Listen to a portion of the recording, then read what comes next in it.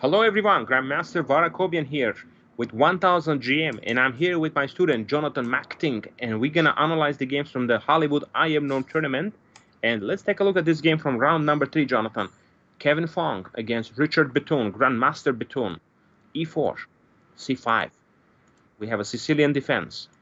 Bishop B5 line. We have seen this before, didn't we? We have seen this setup, yeah. Castles.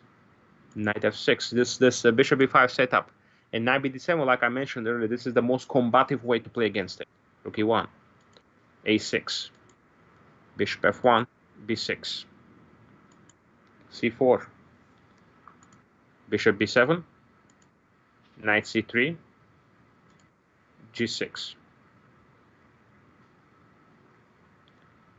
Yeah, G6 is a possibility. Another move that I see often plays, they play sometimes E5 here. Yeah, if capture takes back with a pawn. Okay? So that's a possibility also. If they take, it leads to this kind of positions.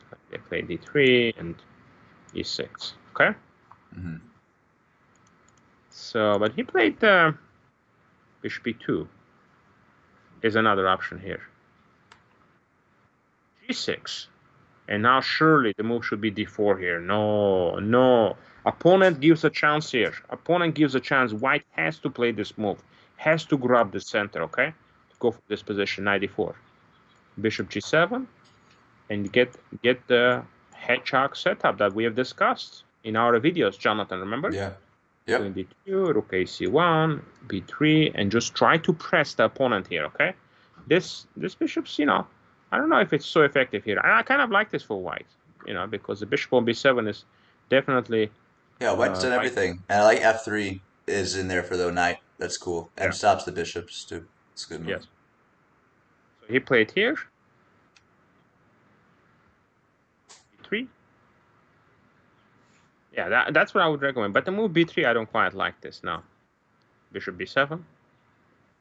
D4. Takes. Now G3. Ooh, F3 would have been nice. Yeah, still F3, Bishop E3 would be the right setup here. But he plays G3, Rook C8, Bishop G2, 6, Bishop G2, Queen C7, Queen E2.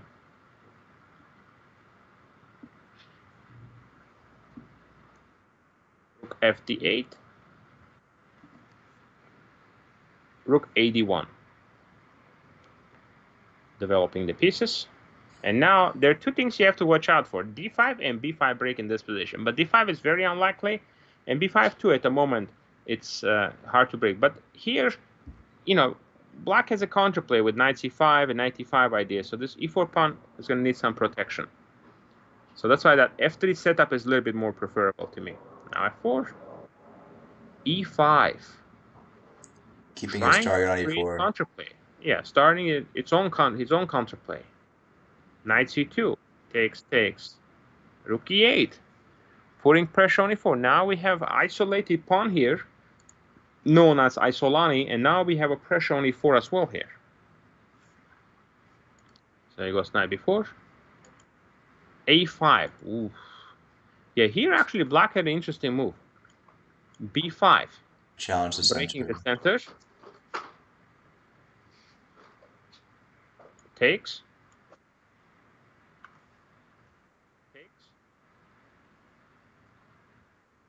E3. And knight, yeah, I like this for black. It looks like the center is getting a little bit loose here. Queen A7 is coming up. Queen A7, some Knight H5 ideas. It looks a little bit loose. F4, E4. Okay? Yeah. So, he played A5. Knight BD5. Ooh. Bishop D5. Knight D5. Knight D5. CD5. Black is a little bit better. I prefer black in this position because now pieces are a little bit more active. And now Rook C5 would have been a good attempt with the idea to play Queen C7 and double it up. But actually he went here. Yeah, he should have done this. Now. And it looks like Bitoon only has 5 minutes on his clock here. Bitoon has 5 minutes and 50 minutes for Kevin Fong. Rook E2. Queen goes to D8. E5. Definitely a serious time advantage for black here, for white.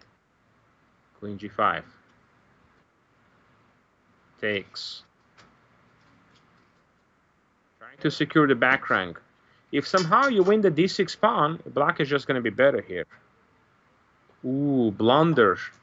Again, when you're down so low on the clock, it's going to be very difficult to do anything, okay? Yeah.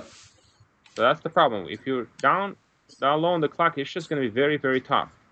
And now he commits a blunder. Takes, takes, takes, takes, and rook c1. This is just a losing endgame, Jonathan. The rook is entering c6. Yeah, you can't challenge it. How did Kevin now win this endgame? b5.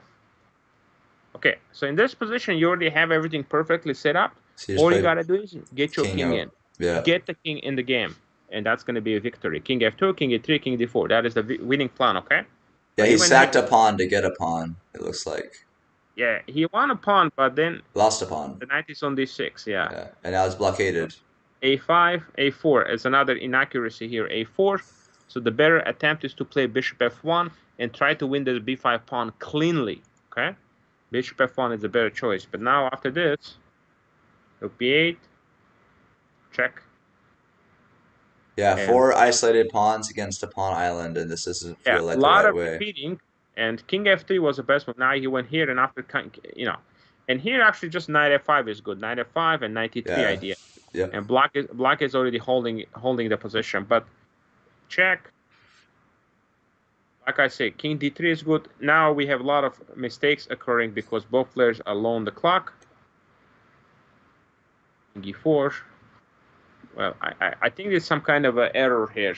Anyway, the game eventually ended in a draw. I don't think white played king e4 here because that just drops the bishop. So I think might be some kind of a transmission error. But anyway, we can look at the final part of the game. It's, I think, yeah, I don't think this is... Yeah, this is a time scramble. Like DGT boards from time to time when they're sometimes, yeah, DGT boards, they don't held up usually. Yeah, under this type of time pressure, it's going to be very difficult to have every move captured well.